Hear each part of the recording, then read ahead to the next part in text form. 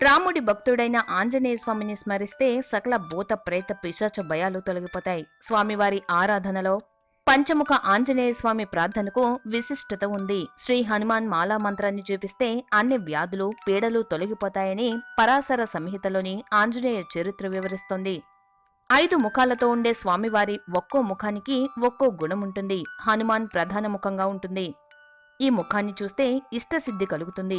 నారసింహుని అభీష్టసిద్ధి, గరుడునికి సమస్త కష్టాలను నాశనం చేసే శక్తి ఉంటుంది. కుడివైపున చివరన ఉండే వరాహముఖం దాన ప్రవత్తిని, ఎడమవైపున చివరన ఉండే హయగ్రీవ మొహం సర్వ విద్యలను కలుగజేస్తాయి. అందుకనే పంచముఖ ఆంజనేయ స్వామి దర్శనం అన్ని విధాలా శుభమని పురాణాలు చెప్తున్నాయి. తుంగభద్ర నదీ తీరంలో స్వామివారి కోసం తపస్సాచరించిన శ్రీ రాఘవేంద్ర స్వామివారికి ఆంజనేయ స్వామి పంచముఖ ఆంజనేయులుగా ప్రత్యక్షమైనట్లు తెలుస్తోంది. పంచముఖ హనుమాన్